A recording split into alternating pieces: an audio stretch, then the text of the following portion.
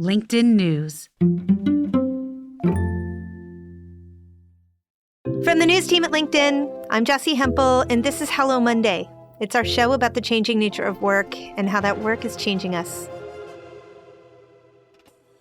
And before we get started, I want to tell you that I've written a book. Yes, I know a lot of you know that, but it's on sale now. It's a memoir called The Family Outing. It's all about how my entire family came out of the closet, and it launches this fall. But you can buy a signed copy now by searching for it on booksarenmagic.com, or just pick up a copy anywhere you buy books. I hope you'll check it out. And now, our show. We're in the midst of a gender revolution. More and more of us are rethinking our relationships to our gender. We're asking to be identified in ways that better reflect who we understand ourselves to be. And the world is following suit. I mean, just consider that on LinkedIn, when you sign up now, you have 5 options to identify your gender. And they include both non-binary and self-describe. Today's guest is uniquely positioned to help us understand this movement. Chloe Freeman identifies as a Black, queer, non-binary person. Their pronouns are they, them, and as an actor, they often get to play non-binary characters. But Chloe is also an entrepreneur, and that's what we're going to talk about today. They founded a wellness company for queer people. And Chloe tells this amazing story about raising money from a venture capitalist, a white, cisgender man. I said to him, you know, all genders have periods. And he said, what? This statement, it got the guy's attention, and Chloe was able to raise funding for their company. It's called For Them. One of the biggest reasons that queer people don't have more products and services developed for us is because many people misunderstand who we are or how substantial our numbers are. Today, I'll talk with Chloe about the great opportunity in serving a niche market of people who are just not at all served. But to start, I asked Chloe if we could understand their life experience a bit more. Here's Chloe. I'm going to split my coming out story in terms of sexuality and gender. I think we loop all those together and we assume one huge coming out, which was not my experience. When I was 18 or so, I started to date women, and I thought, this is me. I went through a bit of bisexuality and I moved straight through to I am gay. I am gay 100%. I love women. This is who I am. And that was awesome. My friends were super accepting. My family struggled a little bit at first. I think back then, I think they were just quite shocked, which I was quite shocked Where about. did you grow up? I grew up in Liverpool in the UK. So you were shocked that they were shocked. Yeah, I was like, look at me. I'm soups gay. What are you talking about? This is, I thought that I was wearing it on my soul and on the outside of my body, but apparently I was not. And that made it a little tough for me. I wasn't sure what it meant. I was like, okay, I'm gay. Should I still force myself to be super femme? Should I be really butch because that's what I see? You know, some people being on the L word, like, where do I sit? And so that was a really big exploration for me to understand what that really meant. And both, to be honest, inside intimately with friends and partners and family, and then outside in the world, how did I want to be? I think that external expression, it's a wonderful mirror for what's going on inside you when you come out. But when you come out, you start with modeling the images you have in front of you and figuring out what fits. And I feel like there's this training wheels period to coming out where I had a shaved head for a while. I had an eyebrow ring. And then I went the other way, and right. I was like lipstick every day and coiffed hair. Right. Until I finally figured out what it felt like to be me. Right. Exactly. And this is why I'm sort of obsessed with this idea of authentic self. You know, what does it feel like? What does it look like? How do I want to move through the world?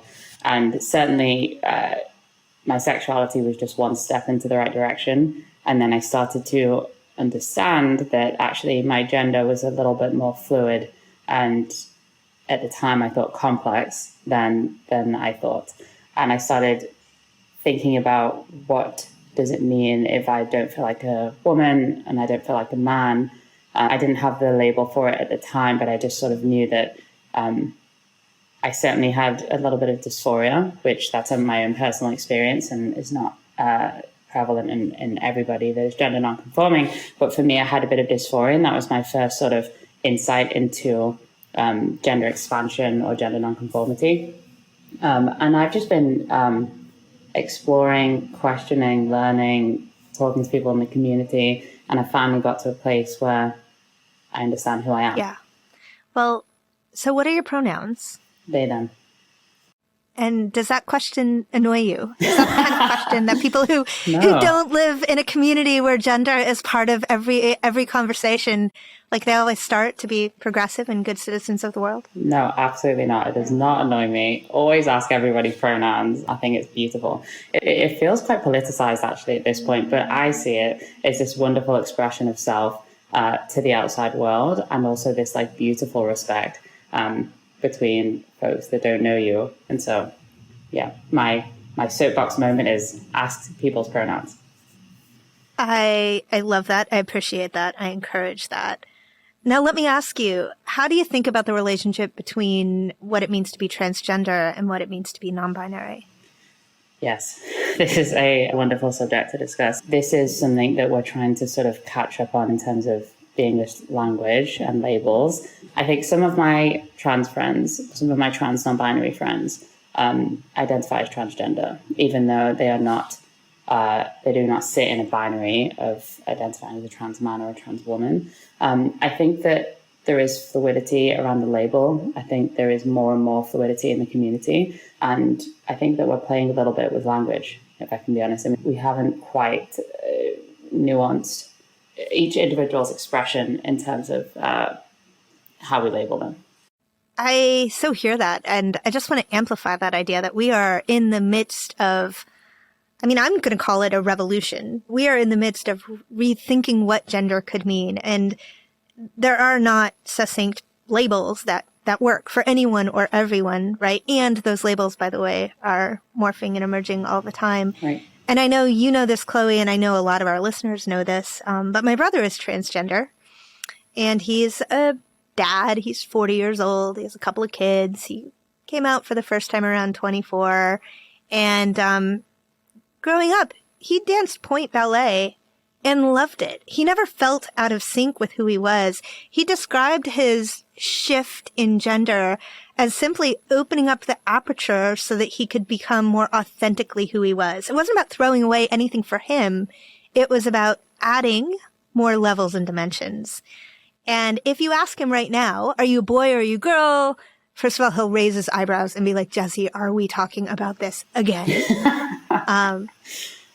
Then he's like, why does it matter so much to you? Why do we have to keep talking about this? 100%. I think, by the way, that is so beautiful. How he describes that is very inspiring to me.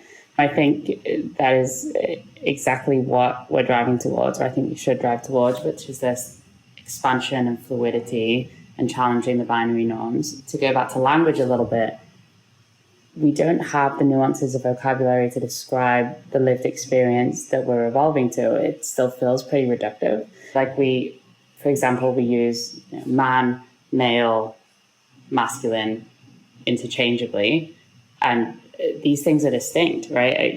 The gender role, right, being the man, the autonomy would be male, and then this masculinity, which I describe as sort of energetic presence, right? I think these like nuanced layers of self, how these are the things that like all come together and describe how I wish to be related to in the world. And I think we're just starting to explore words and labels around that.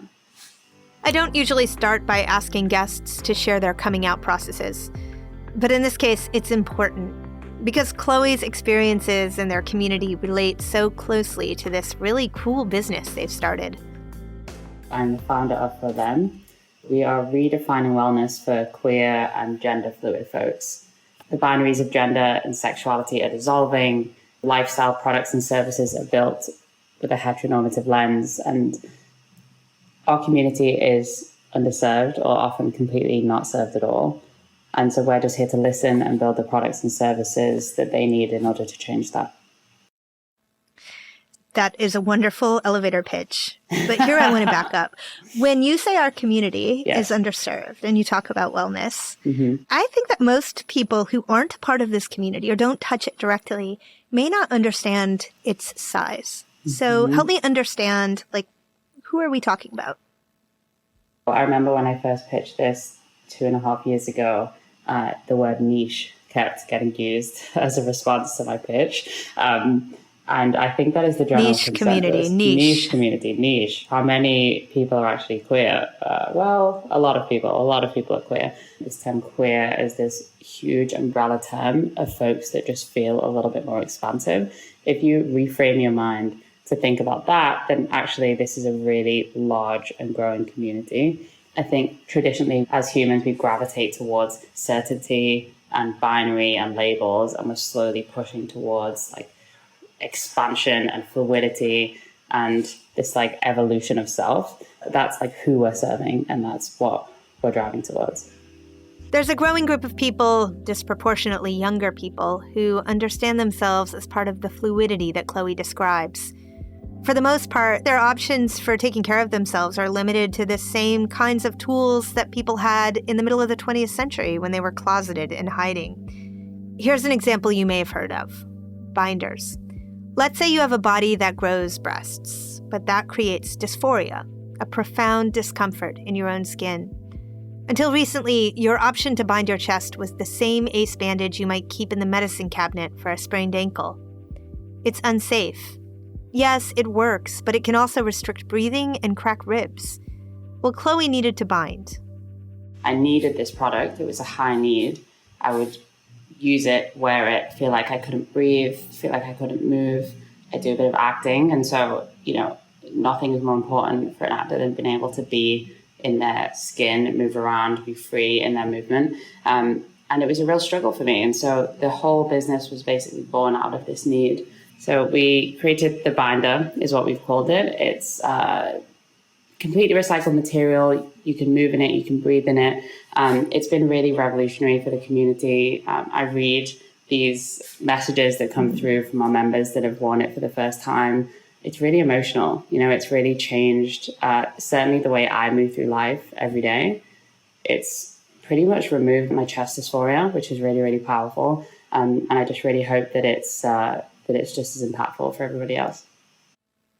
So I really love the story of how you developed the bind, because you actually pulled from another community of people who need this tool in order to be able to work. Performers, right? Yeah, absolutely. I heard through a friend that Misty Copeland, who is an amazing ballerina, was asking to have a designer create a bra that she could dance in. Her problem was that she needed her chest to stay still, but she still needed to breathe and move, obviously, as a ballerina. This sort of a light bulb went off in my head, and I was like, wow, this essentially, with a few tweaks, could be a binder. It could be the kind of binder that the community really needs. So I tracked down the designer, an amazing woman called Radha, and I sat with her and really spoke to her about the problem and what I thought to be the solution, and asked her, is this possible? Could you bind my chest and still allow me to breathe and to move? And could I wear it all day and it be safe? And she essentially said, yes, we can do this. I wanted to make sure that we really connected with the community, and we made a binder that was available for all sizes. And so we used a lot of trans and non-binary folks. They came into the design studio, we measured them, we tried different types of binders, we iterated the design over and over and over until we got to the point that I believe we had a product that was good, that the community loved, and we recently launched it. We're going to take a quick break here. When we come back, more with Chloe Freeman.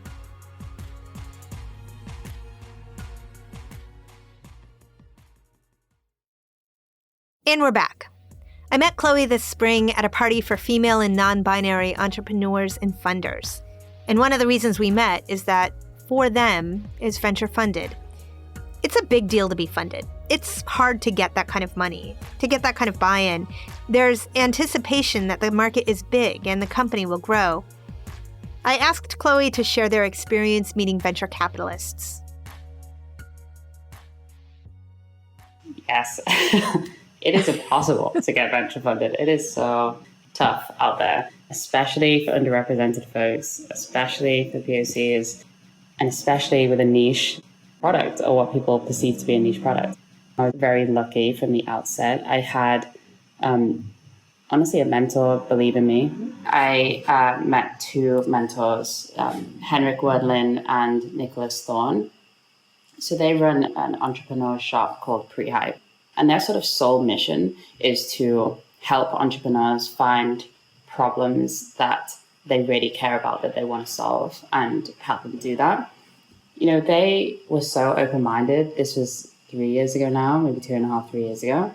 And I was just exploring problems that I had in my community that were really personal to me. I went to Henrik and I said to him, you know, all genders have periods. And he said, what? That was the first line of your pitch. That's what I said. It was this verbal pitch. I went to him. He's a, cis, straight, white male. And he said, what do you mean? And I said, well, I identify as non-binary. I'm AFAB, which means assigned female at birth. And so I have a period.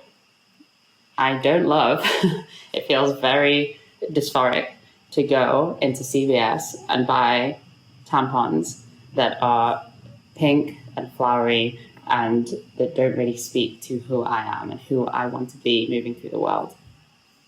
And he really sat there and looked at me, and I saw his cogs moving and he really started to understand. And this catapulted a huge conversation around our community, what they really need, this massive gap in the market, and all these products and services that are made with a heteronormative lens.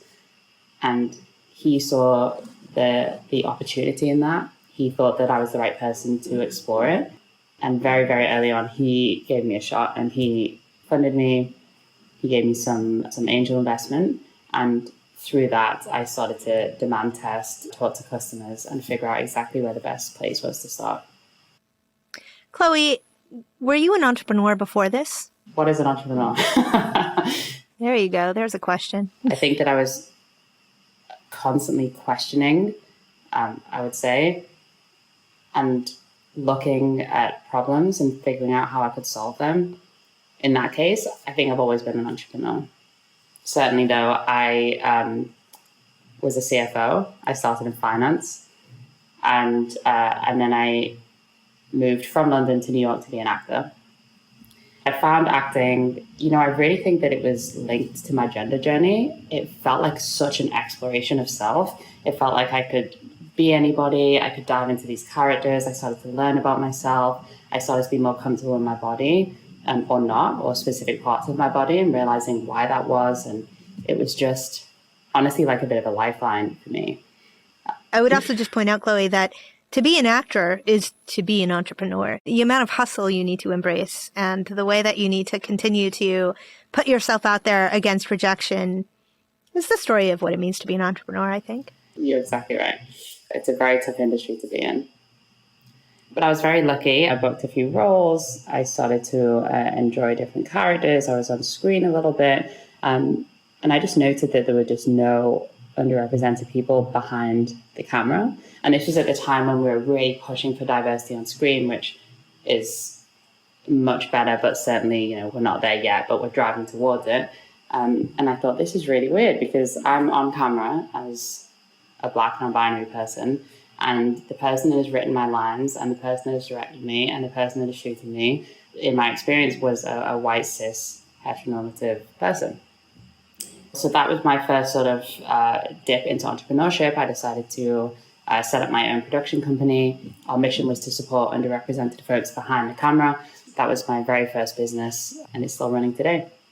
That is amazing, and it's not at all surprising to me that you have multiple things happening at once. That, too, is the story of what it means to be an entrepreneur. So you could easily mistake for them as a company that sells a binder, but that is really just the on-ramp to a much bigger vision. Right, Chloe? Exactly. I think that I describe our mission as a push towards fluidity, expansivity, play. We aren't explicitly solving for dysphoria, which is what the binder primarily does, but rather encouraging and celebrating a path to euphoria on many different levels. Starting with this idea of redefining wellness was really important. I think wellness is a bit of a buzzword, and it certainly doesn't speak to our community. It's a bit triggering, if I can be honest, to our community. And so I really wanted to grab that word and say, what does it mean for me to be well as the person that I am? And it actually means lots of different things. And our company is trying to help folks, one, figure out what that means, and then drive them towards those goals. As you are out there pitching this and growing the business, I'm curious, what kinds of questions do you get most frequently from people who are not in the community? Well, we touched on it a little bit, but certainly isn't this niche. What is a binder? It's the first thing when I say that our first product is a binder. I think the biggest question we get recently is this a trend? Yeah. Which is, I think, a really complex question, right? My overarching answer to that is no. It is absolutely not a trend. But the nuances come in this huge revolution. When people see revolution and lots of young folks being free and wild and pushing outside of the binary, people think trend, right? And especially because there are lots of celebrities, there's culture shift, there's folks on the cover of Vogue dressed in a certain way. And I think people see this as a moment in time. And what I would say is that there's been this massive evolutionary pressure to conform, right? This idea of certainty and binaries and labels. And what Gen Z, the younger generation, are doing is yes, they're pulling against this in this moment. And they're leaning towards fluidity and the unknown and the ever-evolving self. But this is something we've always tried to do. And this is the time when I think that we've been set free to do it.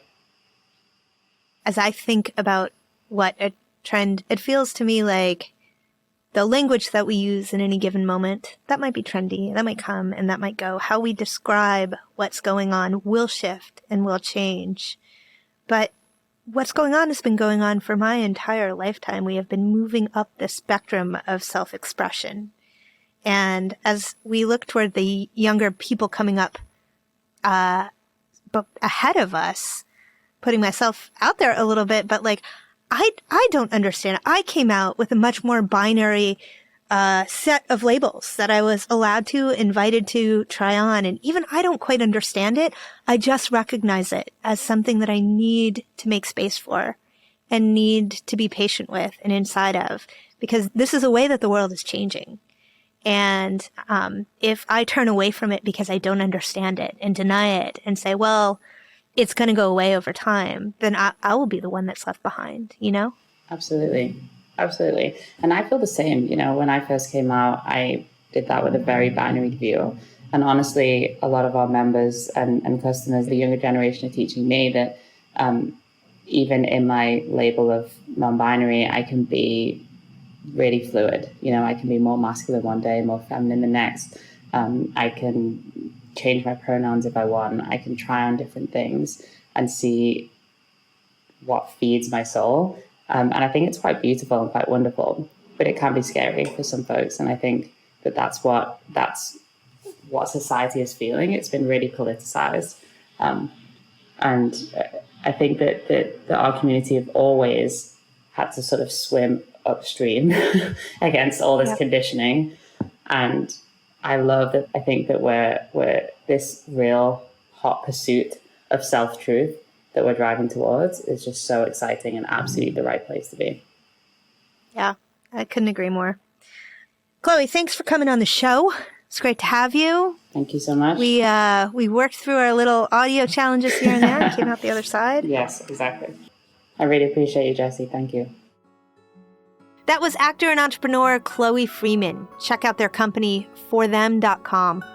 And you can also see them on the latest season of New Amsterdam on NBC and Peacock. Chloe's story shows us that what someone might dismiss as niche is often a huge opportunity if you're paying attention. And their coming out story is powerful too. Let us know about your coming out experience. Drop us a line at hellomonday@linkedin.com. You can send us an email or even a voice memo. We can't wait to hear what you have to say. Hello Monday is a production of LinkedIn. Sarah Storm, who uses the pronouns she and they, produces our show with mixing by Joe DeGiorgi. Florencia Iriando is head of original audio and video. Dave Pond is head of news production. Michaela Greer and Victoria Taylor embrace our full expressions of self. Our music was composed just for us by the mysterious Breakmaster Cylinder. Dan Roth is the editor-in-chief of LinkedIn. I'm Jessi Hempel. We'll be back next Monday. Thanks for listening.